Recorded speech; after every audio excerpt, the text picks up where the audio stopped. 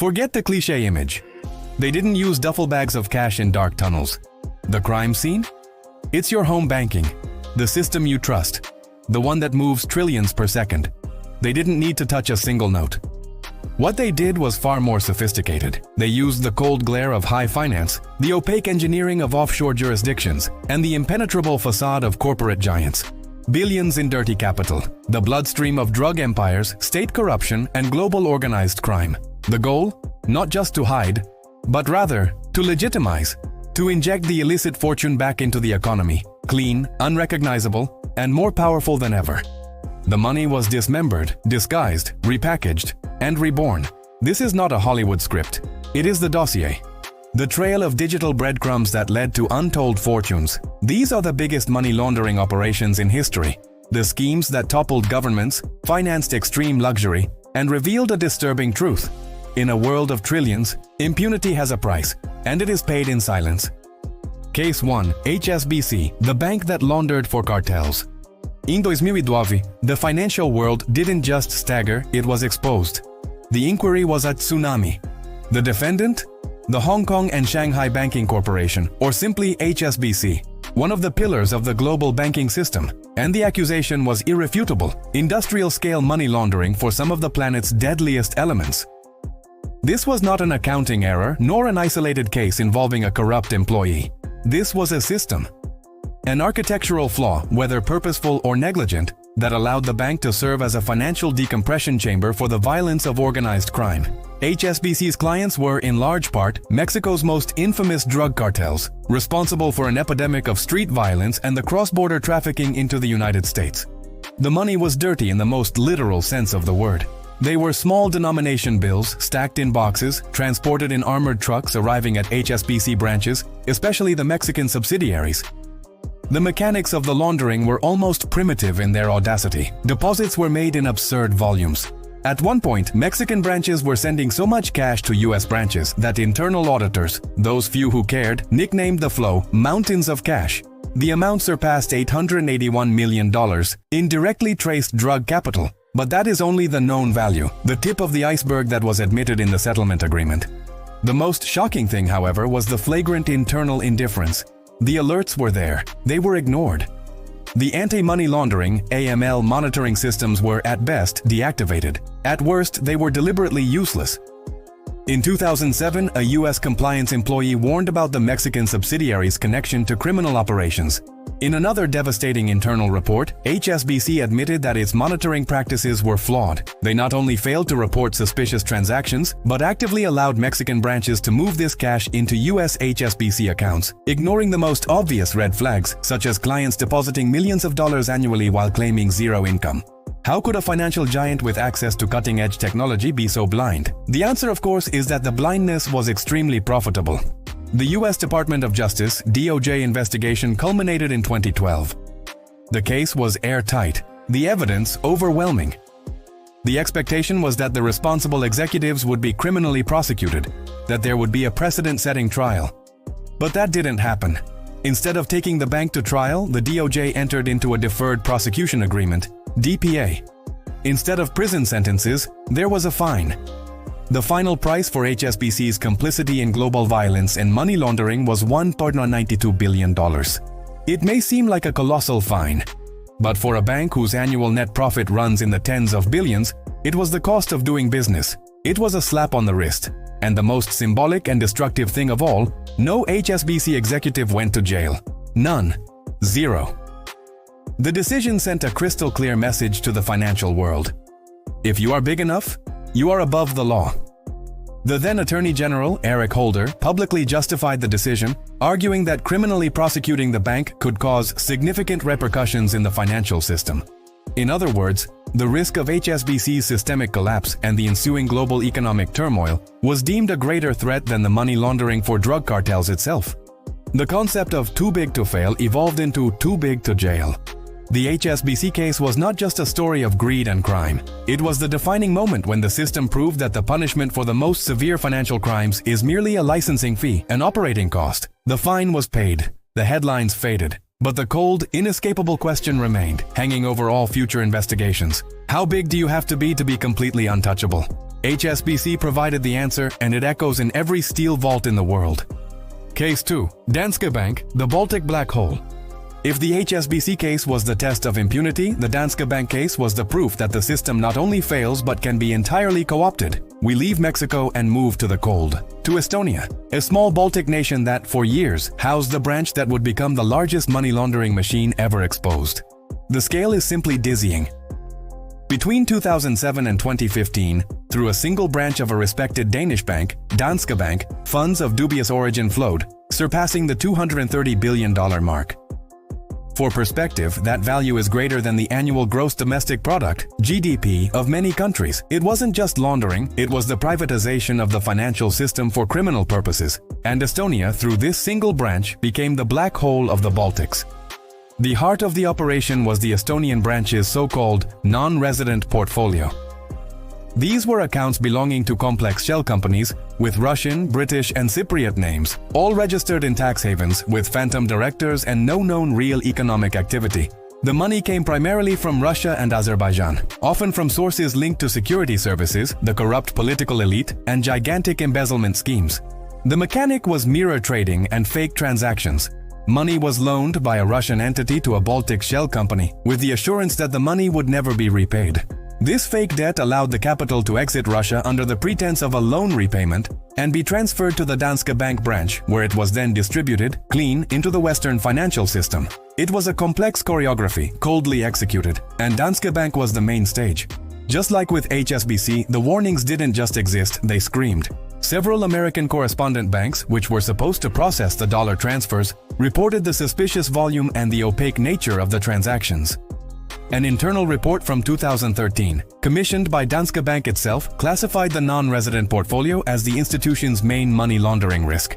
The whistleblower who later exposed the case to the public, Howard Wilkinson, made repeated complaints to the bank's administrations. Everything was filed away, everything was ignored. Why?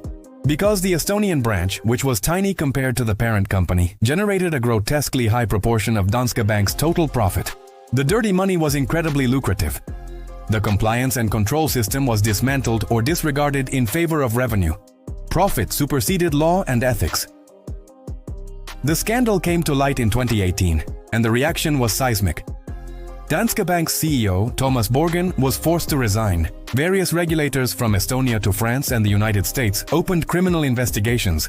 But the greatest legal difficulty remained. Tracing the final origin and destination of the $230 billion is a nightmare of crossed jurisdictions and dissolved shell companies.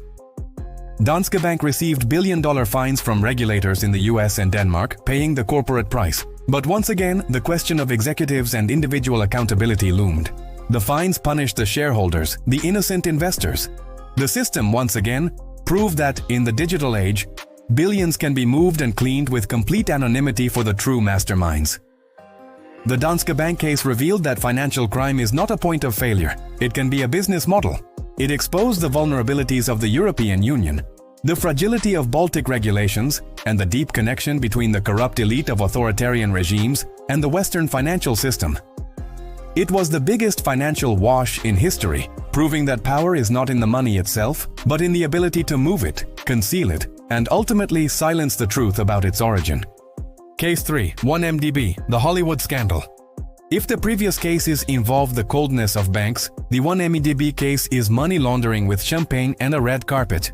It is the story of a sovereign wealth fund created for the benefit of the people of Malaysia that became a private global ATM for a network of predators.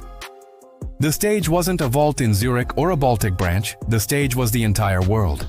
The One Malaysia Development Berhad, or 1MDB, a state investment fund, the promise was to boost Malaysia's economic development. The result? A deficit of epic proportions. It is estimated that more than 4.5 billion was systematically diverted from the fund. 4.5 billion. An armed robbery without guns, only with pens and electronic transfers. At the center of this scheme was Joe Low, a Malaysian financier with deep political connections, but an even greater talent for jet-setting and ostentation. Joe Low didn't just steal, he bought status, he integrated, he transformed the dirty money into a lifestyle that defied fiction, and money laundering was his VIP ticket. The 1MDB money flowed on a complex route. It started in Malaysia, passed through Swiss banks and offshore havens in the Cayman Islands, before landing in a series of accounts controlled by Lowe and his associates. The goal wasn't just to hide the origin, but to spend with such cynical extravagance that it would overshadow any investigation. It was the principle of luxury saturation. Joe Lowe's shopping list was a catalogue of kitsch capitalism and crime. Luxury yachts like the Equanimity, valued at $250 million with a pool and cinema. Works of art by Van Gogh and Monet, purchased at high roller auctions for tens of millions.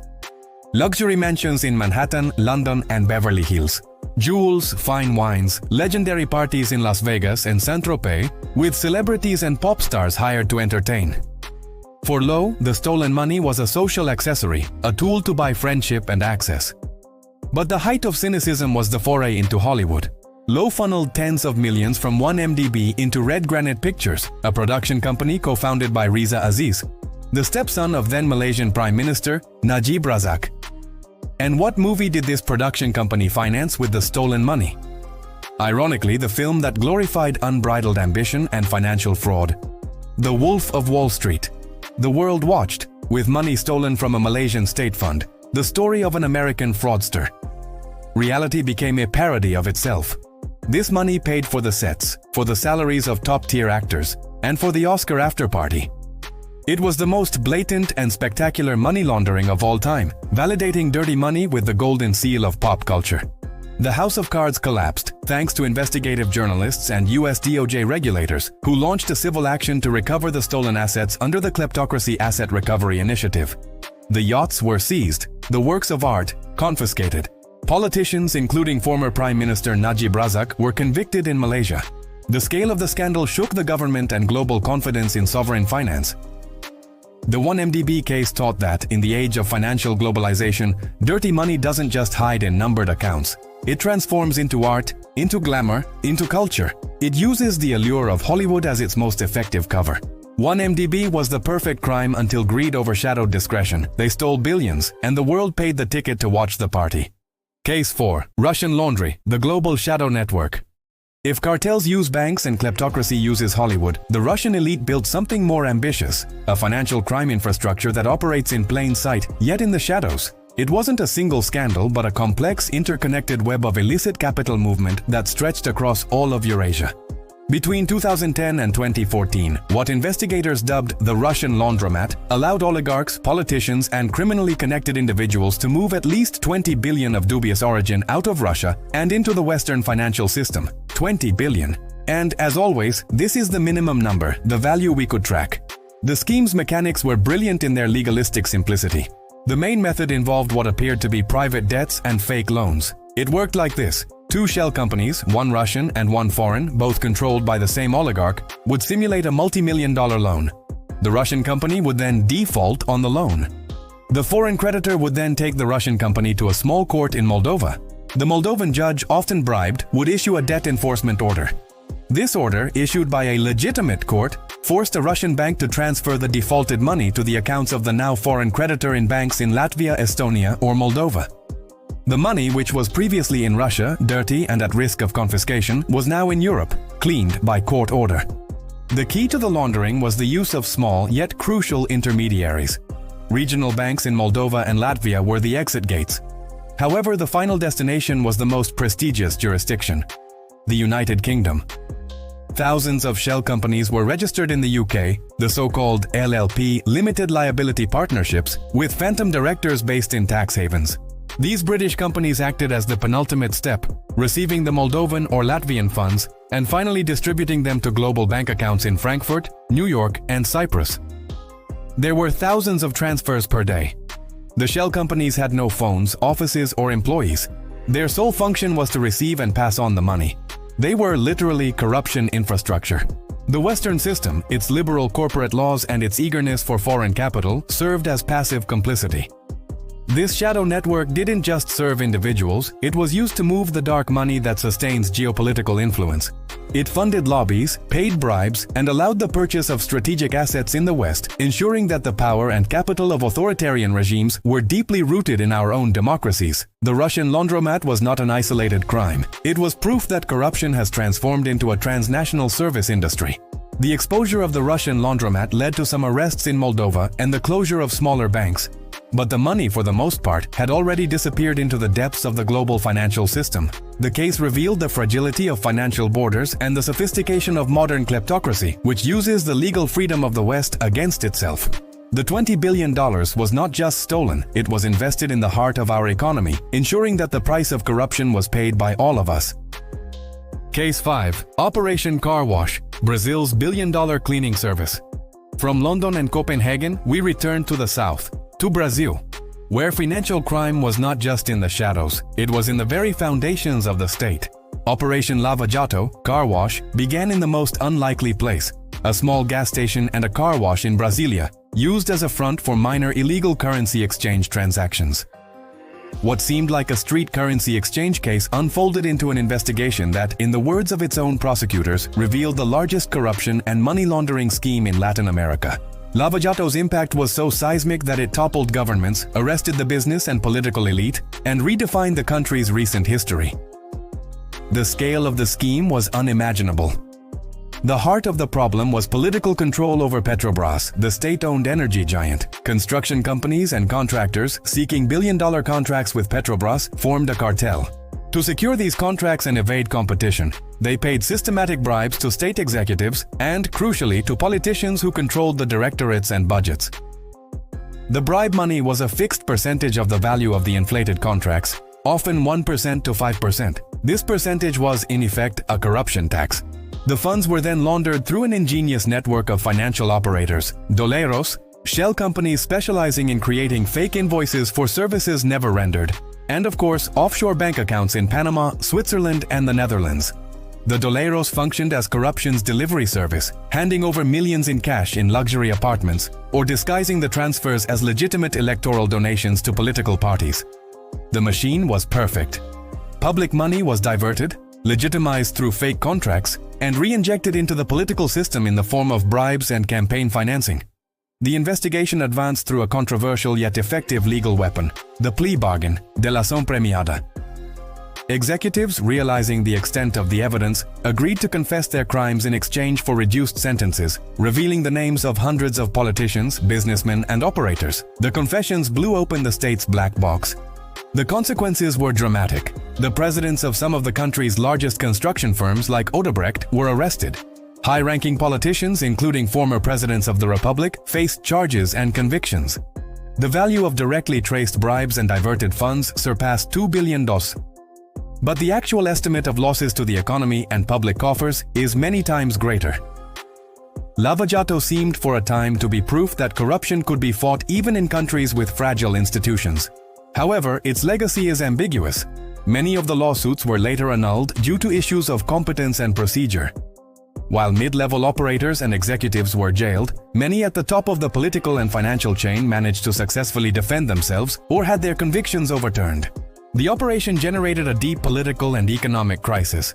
But the most bitter question left to the Brazilian citizen was, despite all the arrests and headlines, were the true architects of the system, those who benefited for decades from the bribocracy, were they truly held accountable? Many say that after the initial shock, corruption merely became more discreet, more cynical. From London to Kuala Lumpur, from Wall Street to the Baltic courts, the lesson is clear. The flaw is not in the system. The flaw is that for the ultra-powerful, crime is the system. We have seen the price of impunity, the scale of indifference, and the proof that modern kleptocracy buys not only assets, but also silence. The money moves invisibly, but the impact is real. Behind every shell company, there is a web of lies. Behind every billion-dollar transfer is the drainage of funds from pensions, hospitals, schools, and infrastructure. Behind every luxury yacht or confiscated work of art, there is the human cost of cartel violence and the misery of corruption. These are not just financial crimes, they are crimes against society, disguised as complex business transactions. We are taught to fear crime on the streets. But the true enemy of stability and justice wears an expensive suit, possesses unrestricted access, and has lawyers who rewrite the rules. They operate in a realm where the law is optional and the system is designed to protect them. Money laundering is not about hiding crime. It is, in its essence, the fundamental crime of our era. It is what allows all other crimes, drug trafficking, political corruption, corporate fraud, to persist, grow, and prosper. And at this exact moment that you hear this voice, the billions continue to flow, clean, hidden, and ready to be used again. The question is not whether there will be another major scandal. The question is, who will be big enough to get away with it next time? And you? Which of these operations shocked you the most? Which instance of impunity was the most revolting? We want to know your opinion. Leave your comment below and tell us which other white-collar crime we should investigate. If you value the work of exposing the truth behind money and power, click like on this video. And, so you don't miss the next dark finance investigation, subscribe to the Hidden Hoards Files and turn on the notification bell. Thank you for helping us expose what is hidden.